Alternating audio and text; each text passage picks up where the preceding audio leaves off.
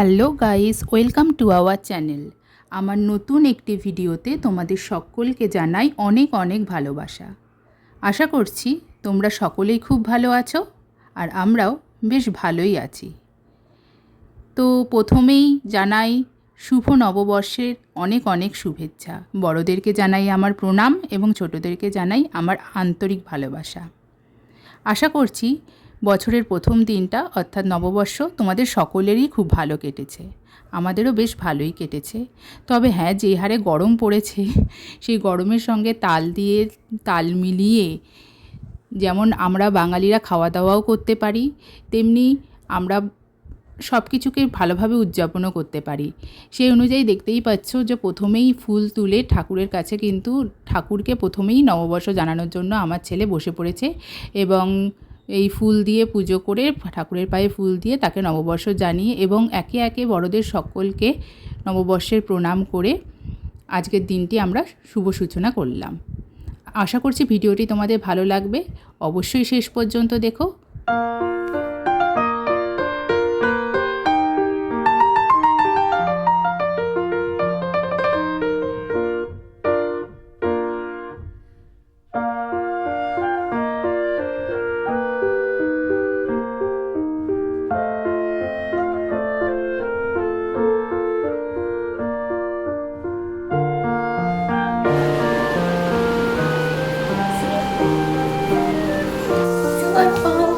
শুভ নববর্ষ।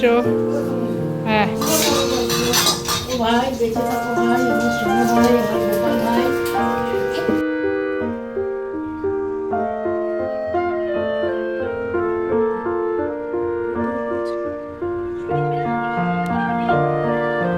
খাবার এসেছে বাবু, খাবার এসে গেছে।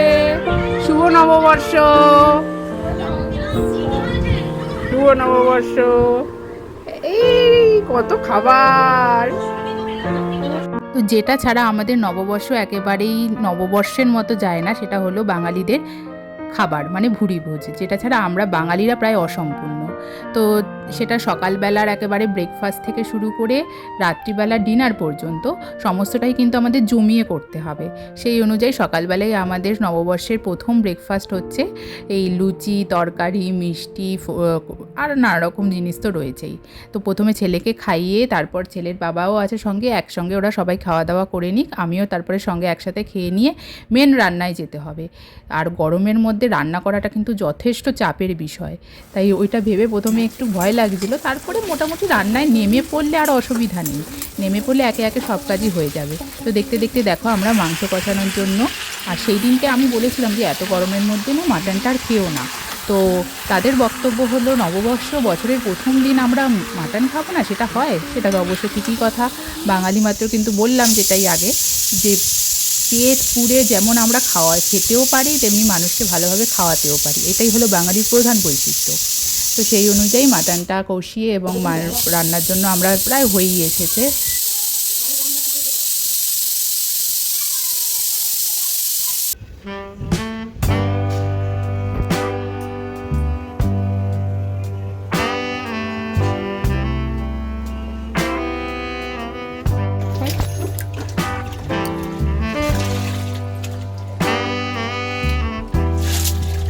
কিরে কি করছিস?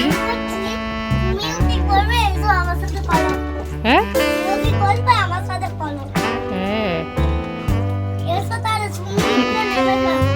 কোথায় সুইমিং পুল?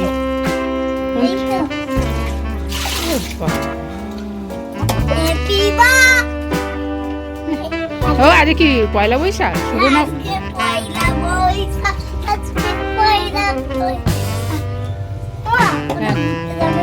হ্যাঁ, কোথায় নিয়ে যাবি তুই আমায় ঘুরতে? বেনারসে?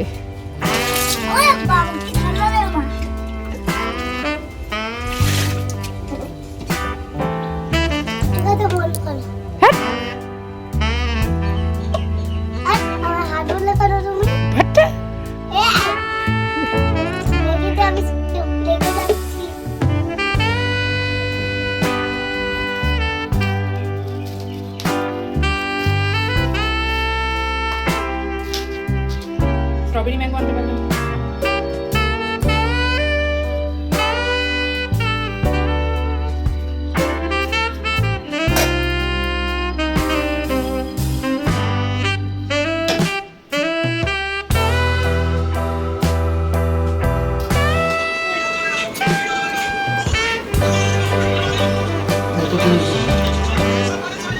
যাচ্ছে রে।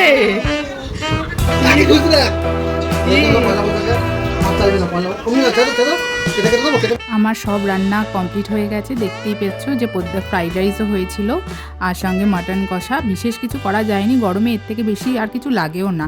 আর ফ্রাইড রাইস আর মাটন কষা হলে আমাদের ঘরে আর কিচ্ছু লাগবে না, ওটা দিয়েই হয়ে যাবে। আর ভেবেছিলাম যে সাদা ভাত নর্মাল ভাতই করব, কিন্তু না, আমার ছেলে অনেক দিন ধরে বলছে মা কবে ফ্রাইড রাইস করবে, তাই ওর জন্যই মেনলি করা।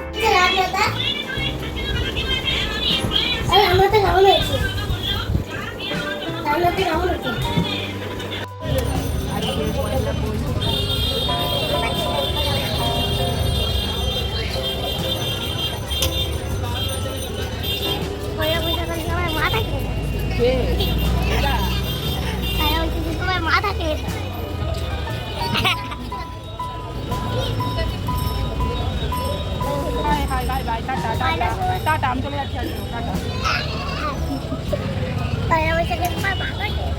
টাটা, আমি আজকে পয়লা বৈশাখে, হ্যাঁ টাটা, আবার কালকে দেখা হবে, আসছি, বাই বাই, টাটা।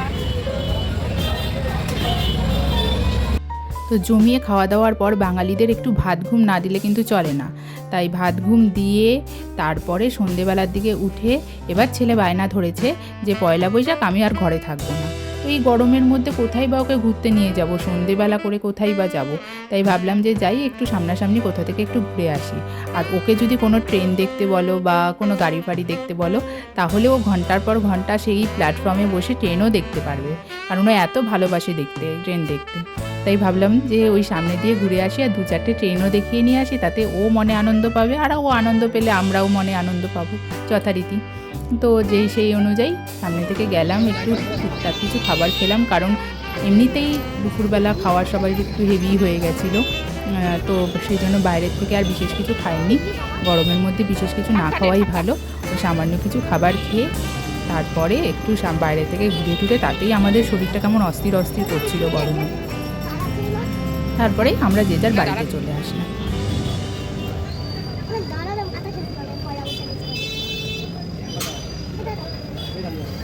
মাথা ব্যথা করছে ওর, দেখাস না, দাঁড়িয়ে পড়ে যাও, এবার হুড়বিড়ি করে লোক নামবে। বাবু এটা পেছনে কি আছে বলতো? এই যে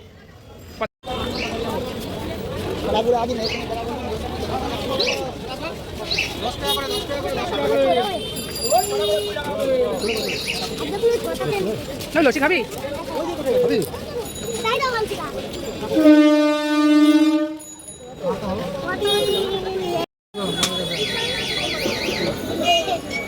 তাহলে আজকের ভিডিওটা আমি এখানেই শেষ করছি। দেখা হচ্ছে অন্য একটি ভিডিওতে, ততদিনের জন্য সকলে ভালো থেকো, সুস্থ থেকো। আর হ্যাঁ, ভিডিওটি ভালো লাগলে অবশ্যই লাইক করে দিও, শেয়ার করে দিও আর কমেন্ট করে জানিও কেমন লাগলো। বাই।